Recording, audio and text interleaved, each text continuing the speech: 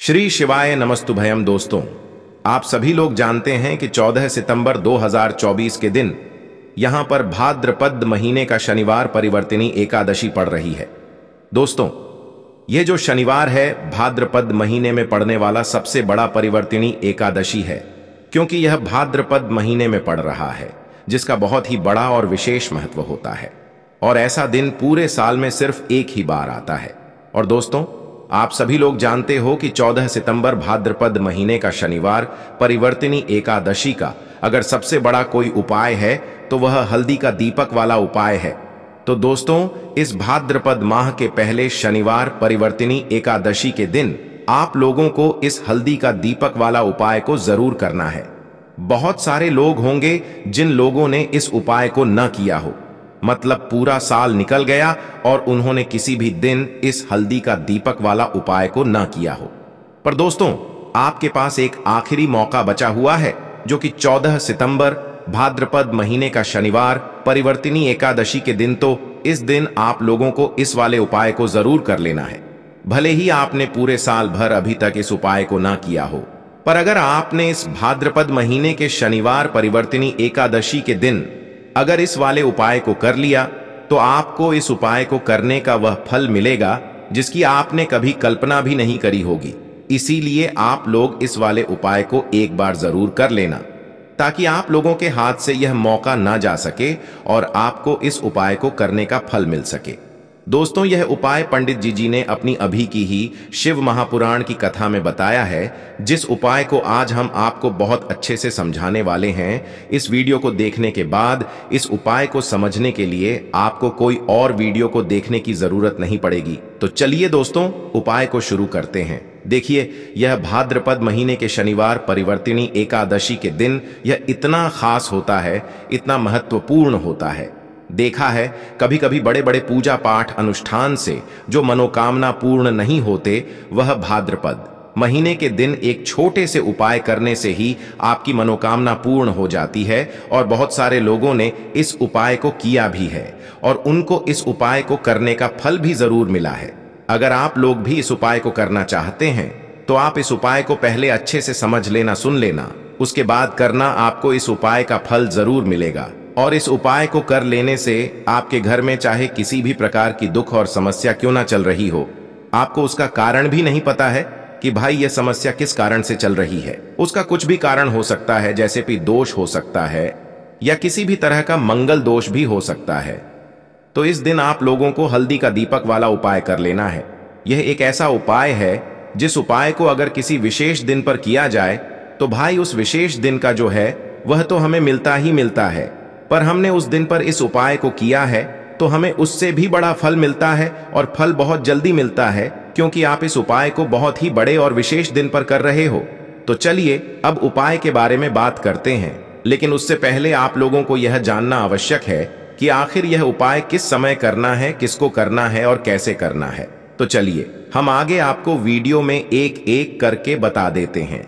लेकिन उससे पहले अगर आप लोग हमारे चैनल पर नए हैं, तो हमारे चैनल को सब्सक्राइब कर लेना और इस वीडियो को लाइक करके कमेंट बॉक्स में श्री शिवाय नमस्तुभ्यम ओम नमः शिवाय जरूर टाइप कर देना। तो दोस्तों, इस हल्दी का दीपक वाला उपाय को हमें इस शनिवार परिवर्तिनी एकादशी के दिन कैसे करना है, किसको करना है, किस समय करना है और कहां पर करना है, ये सारे सवालों के जवाब आपको इस वीडियो में मिल जाएंगे। और जो ये वीडियो देखेगा भाई, उसको हल्दी का दीपक वाला उपाय जरूर करना चाहिए, क्योंकि इस दिन हल्दी का दीपक का भी बहुत ही बड़ा और विशेष महत्व होता है। और जब बात आ जाए हल्दी का दीपक वाला उपाय की, तो यह सोने पे सुहागा वाली बात हो जाती है और यह एक बहुत ही बड़ा उपाय हो जाता है इस भाद्रपद शनिवार परिवर्तिनी एकादशी का। तो अब दोस्तों, इस हल्दी का दीपक वाला उपाय को आखिर करना किसको है, सबसे पहले हम लोग वह बात जान लेते हैं। तो देखो, घर की जो बड़ी माताएं बहनें होती हैं, उन माताओं बहनों में से कोई भी एक बड़ी माता बहन इस वाले उपाय को कर सकती है। और दोस्तों, अगर आप चाहे तो अपने घर में से सभी सदस्यों को भी इस उपाय को करवा सकते हैं। अगर किसी व्यक्ति की खुद की कोई मनोकामना है, खुद की कोई दुख और परेशानी है जो कि वह अपने लिए ही करना चाहता है, इस वाले उपाय को तो वह खुद अपने लिए भी कर सकता है। बाकी अगर कोई घर में से ऐसा है जो कि अपने पूरे घर परिवार की सुख और शांति के लिए यह वाला उपाय करना चाहता है तो भाई वह भी कर सकता है, उसमें भी कोई दिक्कत वाली बात नहीं है। कहने का मतलब यह है कि इस उपाय को हर एक सदस्य भी कर सकता है और पूरे घर परिवार के सदस्य के लिए घर की बड़ी माताओं बहनों में से कोई एक माता बहन भी कर सकती है। माताएं बहनें अगर घर में उपस्थित ना हो या वह यह वाला उपाय ना कर पा रही हो तो फिर घर का कोई बड़ा सदस्य भी इस हल्दी का दीपक वाला उपाय को कर सकता है, चाहे फिर वह पुरुष ही क्यों ना हो, उसमें कोई भी दिक्कत वाली बात नहीं है। हल्दी का दीपक वाला उपाय को आखिर इस उपाय को हमें किस समय करना है, सुबह के समय करना है कि शाम के समय करना है? तो देखो, इस वाले उपाय को आप लोग सुबह के समय भी कर सकते हो और शाम के समय प्रदोष काल में भी कर सकते हो। अब अगर आप पूछो कि भाई सबसे उत्तम समय कौन सा रहेगा इस हल्दी का दीपक वाला उपाय को करने का, तो हम आपसे बस यही कहेंगे कि इस उपाय को आप सुबह के समय करेंगे तो ज्यादा बेहतर होगा। बाकी अगर प्रदोष काल शाम के समय भी करेंगे तो भी अच्छा होगा, उसमें कोई भी दिक्कत वाली बात नहीं है। तो अब दोस्तों, जो अगली सबसे बड़ी और महत्वपूर्ण बात आती है वह यह आती है कि सुबह अगर हम उपाय को करेंगे तो हमें कितने बजे से लेकर कितने बजे तक के बीच में करना है, और शाम के समय प्रदोष काल में करेंगे तो हमें कितने बजे से लेकर कितने बजे के बीच में करना है। तो देखो, सुबह जितनी जल्दी हो सके आप उपाय को करने की कोशिश करना। बाकी अगर किसी कारणवश लेट भी हो जाओ, थोड़ी देर भी हो जाए, तो 10 या 12 बजे तक भी आप उपाय कर लेना, पर 12 बजे से ज्यादा देरी ना हो, ठीक है? इस बात का ध्यान रखना। उसके बाद में दोस्तों, अगर शाम के समय प्रदोष काल की बात करें, प्रदोष काल का जो समय है होता है वह शाम के 6 बजे से शुरू हो जाता है। मतलब शाम के 6 बजे से लेकर 7 बजे के बीच का जो समय होता है यह समय प्रदोष काल का समय होता है। पर अभी जो मौसम चल रहा है, इस मौसम में जो है शाम बहुत देरी से होती है, तो आप इस उपाय को 7 या 8 बजे के बीच में भी कर सकते हो। मतलब शाम के 6 बजे से रात 8 बजे के बीच में आप कभी भी इस वाले उपाय को कर सकते हो, उसमें कोई भी दिक्कत वाली बात नहीं है। तो देखिए, जितनी भी एकादशी होती हैं यह श्री हरि विष्णु को ही समर्पित होती है। अब परिवर्तनीय एकादशी इसलिए भी महत्वपूर्ण हो जाती है क्योंकि यह चतुर्मास में आती है और इस दिन श्री हरि विष्णु करवट बदलते हैं, करवट लेते हैं, वह योग निद्रा में होते हैं, और इसीलिए परिवर्तनीय एकादशी जो होती है इस दिन का महत्व बहुत ज्यादा होता है। और अगर मनोकामना पूरी नहीं हो रही है तो ऐसा समझ लीजिए कि बड़ी से बड़ी मनोकामना भी आपकी पूरी होती है और धन सुख समृद्धि तो घर में बढ़ती ही चली जाती है, क्योंकि यहां पर आपका भाग्य चमक जाता है। तो बात कर लेते हैं कि कौन सी चीज है जो दीपक में आपको डालनी है, कौन सा उपाय है, कैसे करना है, कौन कौन सी चीजें लेनी है और उपाय को किस समय करना है। तो देखिए, आपको बता दें कि जो उपाय आप करेंगे यह उपाय शाम के समय का है। दीपक के जितने भी उपाय होते हैं ज्यादातर शाम के ही होते हैं। अब तुलसी मैया जो कि श्री हरि विष्णु को सबसे प्रिय है, तो तुलसी मैया के पास ही यह दीपक आपको लगाना है। बहुत सारे लोग हैं जो कहेंगे कि घर में तुलसी का पौधा ही नहीं है, तब क्या करें? तो उसके लिए भी उपाय आपको बताएंगे। अगर तुलसी का पौधा नहीं है तो यह दीपक आप अपने घर में कहां लगा सकते हैं, लेकिन उससे पहले बात कर लेते हैं कि कौन कौन सी चीजें आपको लेनी है। सबसे पहले आपको लेना है यहां पर आटा, गेहूं का आटा लेना है, उसे मालकर आपको दीपक तैयार करना है। इसी गेहूं के आटे में जब आप इसको मारेंगे, ठीक है ना, दीपक बनाएंगे आटे का, उसमें चुटकी भर पिसी हुई हल्दी आपको डाल लेनी है। अब आप देखेंगे कि आटा जो है यह पीला हो जाएगा और इसी आटे से आपको दीपक बनाना है, ठीक है ना। हल्दी श्री हरि विष्णु से जुड़ी है। हल्दी आपके घर में धन को बढ़ाने का काम करती है, सौभाग्य को बढ़ाती है और सारी शुभ चीजें आपके जीवन में लेकर आती हैं। तो चुटकी भर पिसी हल्दी डालेंगे और आटे का दीपक तैयार कर लेंगे। अब आपको क्या करना है, इस दीपक के अंदर शुद्ध देसी घी भरना है और रुई की गोल बाती लगानी है। आटे का दीपक जब भी आप बनाते हैं या आटे का दीपक जब भी आप लगाते हैं अपने घर में या कहीं पर भी, मां अन्नपूर्णा भी प्रसन्न होती है, मां लक्ष्मी भी प्रसन्न होती है। इसीलिए आटे के दी का बहुत महत्व है। अब यह दीपक तैयार हो गया है। अब शाम के समय में आपको अपने घर में तुलसी जी के पौधे के पास यह दीपक लगाना है। लेकिन दीपक लगाने का भी एक तरीका है। कैसे लगाएंगे? सीधे सीधे जमीन पर, दीपक आपको नहीं रखना है। कोई प्लेट आप ले लें छोटी सी, उसके अंदर दीपक रख लें, वरना फूल की पंखुड़ियां आप ले लें और उसके ऊपर दीपक रखें। इस दिन चावल भूलकर भी नहीं लेना है, क्योंकि एकादशी पर चावल का कोई भी उपाय नहीं किया जाता है। ना चावल को खाया जाता है, ना चावल की कोई चीज बनाई जाती है। ठीक है ना? चावल नहीं लेने, बस यह चीज पूरी तरह से ध्यान रखनी है। अब प्लेट में दीपक रख के आपको तुलसी जी के पौधे के पास लगाना है। तुलसी मैया से कहना है कि हे तुलसी मैया, मेरे जीवन के दुखों को दूर करना, मेरे जीवन में धन सुख समृद्धि देना, मेरे घर में मां लक्ष्मी का वास हो, आपकी कृपा मुझे मिले, श्री हरि विष्णु की कृपा मिले।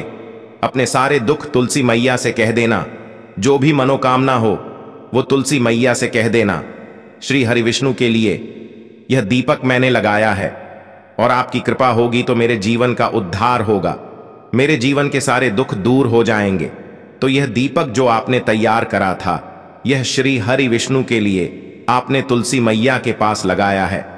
तुलसी के पौधे के पास जब भी आप श्री हरि विष्णु के नाम से तुलसी के पौधे के पास दीपक लगाते हैं, तुरंत के तुरंत तुलसी मैया प्रसन्न हो जाती हैं, जो कि मां लक्ष्मी का ही स्वरूप होती हैं। अब जो भी आप तुलसी मैया से कहते हैं वो श्री हरि विष्णु से कह देती हैं और तुरंत के तुरंत श्री हरि विष्णु आपकी मनोकामना को भी पूरा करते हैं और आपके जीवन में धन सुख समृद्धि सब कुछ आपको देते हैं। क्योंकि जब भी आप तुलसी मैया को प्रसन्न करेंगे, श्री हरि विष्णु प्रसन्न हो जाएंगे। और जैसे ही आप श्री हरि विष्णु के लिए उपाय करेंगे, उनके लिए दीपक लगाएंगे, तो मां तुलसी आपसे प्रसन्न हो जाएंगी। तो कोशिश करें कि इस बार एकादशी पर, परिवर्तनीय एकादशी पर यह उपाय आप जरूर से करें। अब बात कर लेते हैं, अगर तुलसी का पौधा घर में नहीं है तब ये उपाय आप कैसे करेंगे? तो आपके घर के आसपास अगर तुलसी का पौधा हो, मंदिर में, वहां जाकर भी यह उपाय आप कर सकते हैं। अगर आप वहां नहीं जा पा रहे हैं, घर के आसपास मंदिर नहीं है, मंदिर दूर है, तो क्या करेंगे? तब यह दीपक आप अपने घर में ही लगाएंगे। ईशान कोण में उत्तर और पूर्व के बीच की जो दिशा होती है, ईशान कोण, वहां पर यह दीपक आप श्री हरि विष्णु के लिए लगाएंगे। तो घर का जो ईशान कोण होता है, यह बहुत ही उत्तम होता है, बहुत ही विशेष होता है धन में वृद्धि करने के लिए। क्योंकि इस दिशा में देवी देवताओं का वास होता है, तो जरूर से यह दीपक आप अपने घर की शान कोण में लगाएं। अगर तुलसी का पौधा है तब तो बहुत ही उत्तम है। साथ ही साथ आपको मुख्य दरवाजे पर दीपक जरूर लगाने हैं। मुख्य दरवाजे पर ऐसा ना करें आप कि दीपक ना लगाएं, क्योंकि मुख्य द्वार से ही सबसे पहले मां लक्ष्मी आपके घर में प्रवेश करती हैं। तो यह पहला उपाय है। अब जल्दी से बात कर लेते हैं दूसरे उपाय की कौन सा है। वो दूसरा उपाय जो आपको परिवर्तनीय एकादशी पर करना है, यह उपाय उन लोगों के लिए है जिनके जीवन में फिजूल खर्ची बहुत है। अभी पैसा हाथ में आया और थोड़ी देर से ही पैसा हाथ से चला गया है ना, थोड़ी देर में पैसा हाथ से गायब, पॉकेट से गायब, पर्स से गायब, तिजोरी में पैसा नहीं रुकता है। फिजूल खर्ची बढ़ती चली जा रही है, खर्चे पर खर्चे होते जाते जा रहे हैं और आपके धन में वृद्धि ही नहीं हो रही है। पैसा बढ़ ही नहीं रहा है। कोई भी काम करना चाहते हैं, बड़ा नहीं कर पा रहे हैं, क्योंकि पैसा ही हाथ में नहीं है। तो आपको करना क्या है? आपको यहां पर एक सिक्का लेना है, ठीक है ना? आप रब का सिक्का ले सकते हैं, पा का सिक्का ले सकते हैं, और उस सिक्के को आपको अच्छे से साफ कर लेना है। अब आपको क्या करना है, इस सिक्के के ऊपर आपको हल्दी लगानी है। हल्दी लगाएंगे और यह सिक्का अपने घर के मंदिर में श्री हरि विष्णु के सामने रख देंगे। हल्दी लगाकर और श्री हरि विष्णु से कह देंगे कि अब मेरे जीवन से फिजूल खर्ची को आप दूर कर देना और हमेशा मेरे धन में वृद्धि हो, ऐसी कृपा मुझ पर कर देना। साथ ही साथ मां लक्ष्मी का यह मंत्र आपको बोलना है, ओम महालक्ष्मी नमः, ओम महालक्ष्मी नमः। तो यहां पर आपने श्री हरि विष्णु का ध्यान कर लिया, मां लक्ष्मी का ध्यान कर लिया और एक रब का सिक्का घर के मंदिर में रख दिया। एक दीपक जलाकर श्री हरि विष्णु का पूजन कर लेंगे। अब अगले दिन आपको क्या करना है कि उस सिक्के को उठाना है और अपने पर्स में रख लेना है। पीले रंग के कपड़े में बांधकर, पीला रंग श्री हरि विष्णु का सबसे प्रिय रंग होता है, और पीले रंग की हल्दी ही आपने उस सिक्के पर लगाई है। तो पैसा ऐसे बढ़ेगा ना कि आप सोच भी नहीं सकते हैं। हर तरफ से, हर जगह से पैसा ही पैसा आपके पास आएगा। आपकी जो तिजोरी है ये धन से भर जाएगी आप, क्योंकि आपके पास पैसा आएगा, और जब आपके पास आएगा तो तिजोरी तो भरेगी ना धन से, क्योंकि आपके पॉकेट में पैसा आएगा। वह पैसा फिजूल खर्ची में नहीं जाएगा, वो जाएगा आपकी तिजोरी में। तो जिन लोगों के पर्स में ही पैसा नहीं रुकता, तिजोरी में आने से पहले ही खर्च हो जाता है, उनके धन में वृद्धि नहीं होती। इस उपाय को करें और फिर देखें कि कैसे श्री हरि विष्णु आपकी फिजूल खर्ची बिल्कुल जीवन से दूर कर दें और धन में वृद्धि भी कर देंगे। मतलब पैसा आपका बढ़ेगा, बढ़ता चला जाएगा। जैसे जैसे समय बढ़ेगा वैसे वैसे आपका पैसा बढ़ेगा। बहुत ही चमत्कारी उपाय है। अगर अभी तक नहीं किया है तो एक बार पूरी सच्ची श्रद्धा से ये उपाय करके देख लें और खुद इसका चमत्कार देख लें। तो दोस्तों, यह थे पूज्य गुरुजी द्वारा बताए गए कुछ बहुत ही खास उपाय। अगर आपको जानकारी अच्छी लगी हो तो वीडियो लाइक करिएगा। मिलते हैं फिर एक नए वीडियो के साथ। श्री शिवाय नमस्तुभयम।